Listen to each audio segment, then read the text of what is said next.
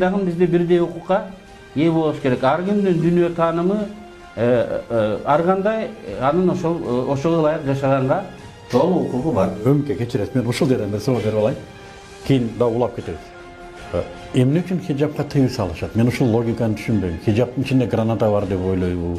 Же кандайдыр бир сакалдын астына бир аппараттар коюп алат деп ойлойбу. Эмне логикадан улам буга тыюу салынат? Эгерде мини юбкага тыюу салынбаса.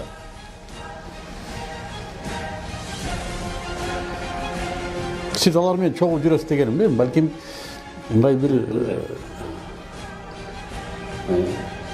Дүйнө батыш идеологиясынын альтернатива издеп, сокур таягын издегендей исламда аркылуу издеп атат деп айткандай эле.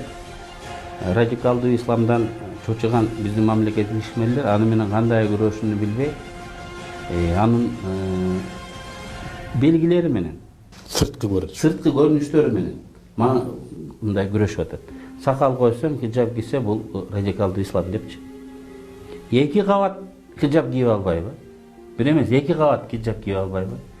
Ал радикализмдин белгиси эмес. Вот ошол хижаб кийген кыз келип менин ордумду талашса, бийлик талашса. Мына анда саясий ислам деп ошону айтыш керек. Биз сунуш кылган жол, биз Кыргызстанга эле эмес, биз Орто Азияга сунуш кылып атабыз. Тыюу салуу жолун Тажикстан, Өзбекстан, Казакстан жүргүзүп атат. Эмнеге деши? Динге. Ушул учурда биз сунуш кылып атабыз. Исламды мамлекет колдосун. Кыргызстанда ислам жогорку окуу жайлар ачылсын.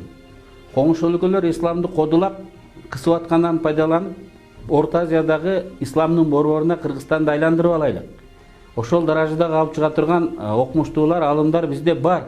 Керек болсо башка жактан чакырып алып келип ушул жерде иштетип, биз эми нефти, алтыныбыз жок болсо, ыйман жагынан, дин жагынан мындай алдыга өткөн өлкө болсок бул жаманбы? Эми потребительский идеологияга каршы тойбос керек деп идеясы да. Адам тойбойт. Эч нерсеге жетпейт. Барын да ата-бабаларыбыз көрбөгөн заманда жашайбыз. Баары көп көргүбүз келет. Баары көптү мындай пайдалангыбыз келет. Бул